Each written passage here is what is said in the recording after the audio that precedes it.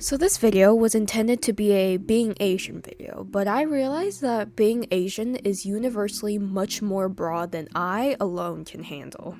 Because yeah, I've experienced the typical mocking of Asian eyes by pulling at them, the "Oh my god, your English is so good" comment, and being told to open my eyes! But I think for me, I live in a diverse city, so I don't think I've experienced as much racism as others have.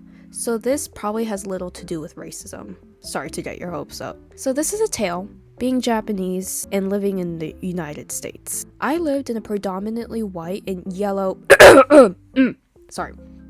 Asian neighborhood growing up, so that would explain the lack of racism.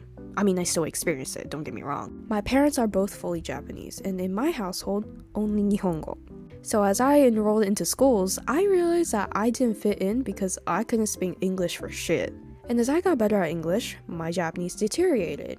And because I didn't really use Japanese outside my family, and maybe some of my friends, because we only spoke English with each other, then I had to learn kanji. To explain, Japanese has 3 alphabets. Hiragana, katakana, which is basically the same letter as the first but written differently, and kanji, which are Chinese letters that the Japanese took in. Kanji was introduced to me in the 1st grade, and to this day, I cannot read most 1st grade kanji. I attended a Japanese academy at the time, and my grades were horrible.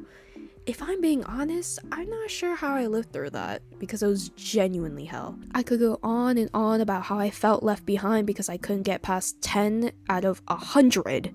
Yeah, 10 out of 100.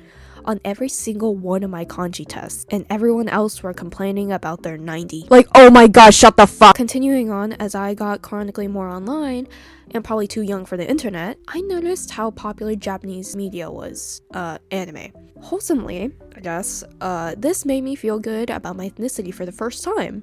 But as a young child on the internet, I couldn't tell the difference between cultural appreciation and fetishization. This resulted in me becoming obsessed with anything Japanese. There was one time during summer break in Japan, I was on Roblox in Royal High, specifically in Divinia Park. I was picking outfits for myself, and I found this. This thing. This sailor school uniform. It haunts me to this day, oh my god. I decided to wear this and walk around Divinia Park saying, "I'm Japanese!" To the outside, I looked like someone who was Asian fishing. I can't blame them. So the whole server started calling me out. Like, no you're not. You're faking being Japanese. And one specific person stood out saying, "I know Japanese. Prove it to me then." Now to profess this, I was a young little lad, a very Americanized Asian kid who barely knew how to read or write. Imagine me desperately trying to prove I was Japanese by typing something in the language. Yeah, it didn't convince anybody. The ironic part was that I was in Japan while all of this happened, sitting in the corner of my grandma's living room on the brink of tears because online people weren't believing me when I say I'm Japanese. Yeah, it was a tough time. Now, time skip to 2020. I think for me, this was really when I got into anime, as probably many did. As watching anime was encouraged, I started to become immersed in it. And you know what? Anime actually made me pretty good at Japanese, specifically only speaking wise. My Japanglish turned into fluent Japanese. I actually watched all of One Piece and Naruto in 3 months. I also watched practically anything that was popular at the time. It was a weird time. However, as anime got more popular, Asian fishing became more prevalent, and I still couldn't tell the difference between cultural appreciation and fetishization. The obsession I had with anything slightly Japanese, like Shiba Inus and cherry blossoms. A lot of my stuff turned into Shiba Inu and Sakura.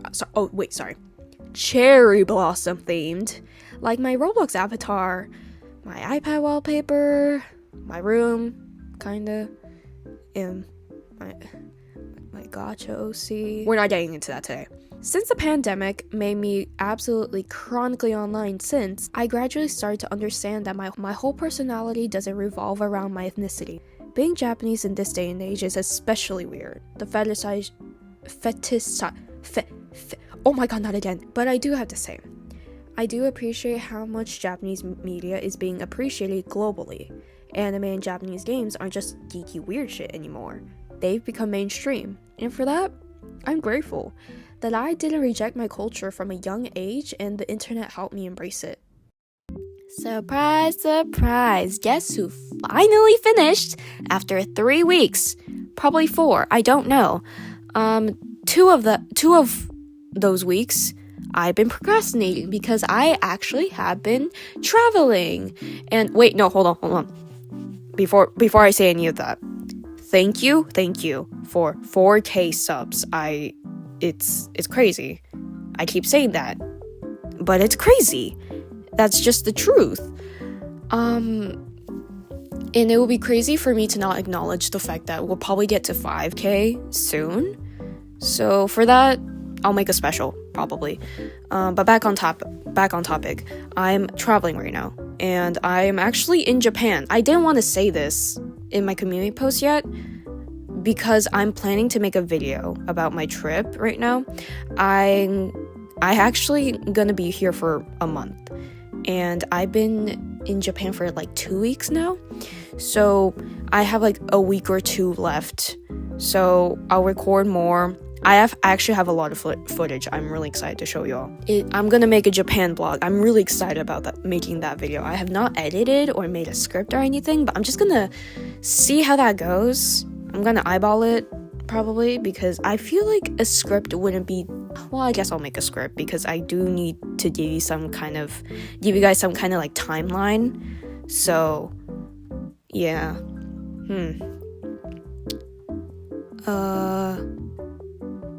Yeah, I kind of ran out of things to say, so I'll see you guys another time.